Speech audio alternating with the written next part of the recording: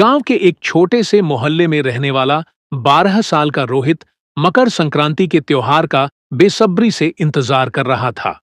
त्योहार के दिन की सुबह जैसे ही सूरज निकला, रोहित अपनी गुल्लक लेकर अपनी मां के पास भागा।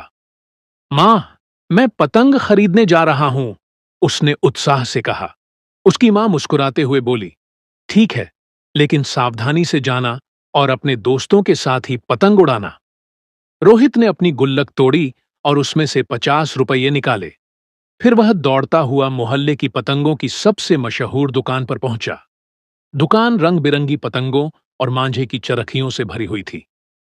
भैया, मुझे वो नीली पतंग देना और इसके साथ सबसे अच्छा मांझा भी, रोहित ने खुश होकर कहा।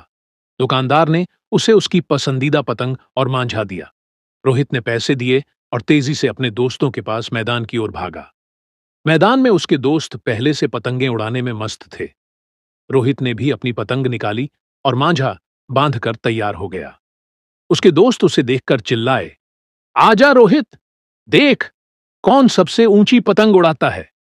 रोहित ने पूरी ताकत लगाकर अपनी पतंग आसमान में छोड़ी। पतंग धीरे धीरे हवा पकड़ने लगी और ऊंचाई पर पहुंच गई। रोहित की पतंग आसमान में लहराने लगी जैसे किसी राजा का झंडा। सभी बच्चे अपनी अपनी पतंगों को लड़ा रहे थे। रोहित ने भी एक दोस्त की पतंग काट दी और जोर से चिल्लाया, वो काटा। सभी बच्चे हंसने लगे। पूरा आसमान रंग बिरंगी पतंगों से भर गया। मकर संक्रांति का दिन रोहित और उसके दोस्तों के लिए बेहद खास था। उन्होंने पतंगबाजी के साथ गुड़ और तिल के लड्डू भी खाए और खूब मजे किए। उस शाम जब रोहित घर लौटा तो उसकी मां ने मुस्कुराकर पूछा, कैसा रहा दिन? रोहित ने कहा, मां, आज तो मेरी पतंग सबसे ऊंची उड़ी। ये मकर संक्रांति कभी नहीं भूलूंगा। उस दिन की खुशी और पतंग की ऊंचाई ने रोहित के दिल में त्योहार के महत्व को और गहरा कर दिया।